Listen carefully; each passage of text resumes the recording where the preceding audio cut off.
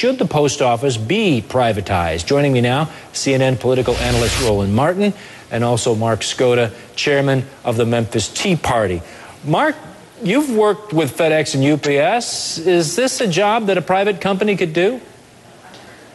Look, absolutely. Very simply, you could quickly transition all the parcel delivery into a UPS or FedEx system, essentially with very little implication on numbers of hires, a much more efficient, effective way in which we deliver those parcels, and then separate the letter delivery, cut it down to 5 days a week, and let these private companies who do a far better job of scheduling and holding, by the way, both union and non-union employees accountable to high levels of performance. Absolutely Roland, the right way to go. Roland, I have to ask you the same question. You know, the United States Postal Service actually paid FedEx more than $1 billion last year to deliver packages. Is it a good idea to privatize this group?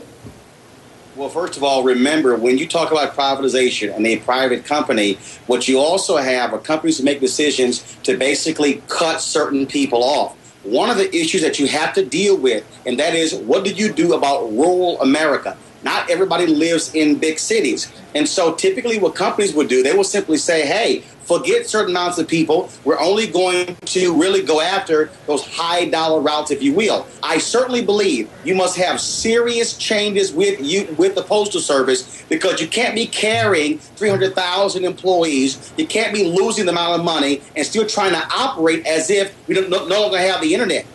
You have the internet today, you have a different cost structure, but I'm not going to jump and say, oh, FedEx will do it. They may say, we don't want it. Yeah, and that's a good question, Mark. This may be a losing business. I mean, if we get to $1.50, $2 to send a $2 card to grandma, I don't think a business is going to survive that. Well, let me say this first. Let's be clear first about the issue of rural delivery. I was on the team that actually was building out the UPS Next Day Air services. We had the letter and document service in 1982. This was a question that the post office tried to threaten, suggesting that UPS doesn't deliver to rural area. It delivers to every single address every single day in America. The exceptions maybe being parts of Alaska. Secondly, they're very effective at delivering parcels, small packages to both rural, business, and home delivery.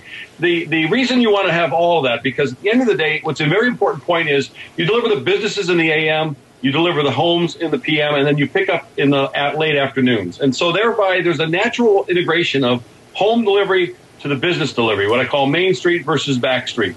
Secondly, as it relates to the letters business, unquestionably this is a big challenge, but that's where you would transition many of your postal employees to letter-only delivery, stop having them handle parcels, which is far better handled by the UPSs and FedExs of the world, and then begin to integrate a more rational approach to letter delivery, both in context of a 5-day service, but meeting the very same standards of delivering to every household in America. Then lastly, you could also integrate the... Go ahead. Go ahead, Roland. Well, first of all, Drew, I will say that one thing that also will help for the American taxpayer is that we need to be able to put side by side the United States and other countries.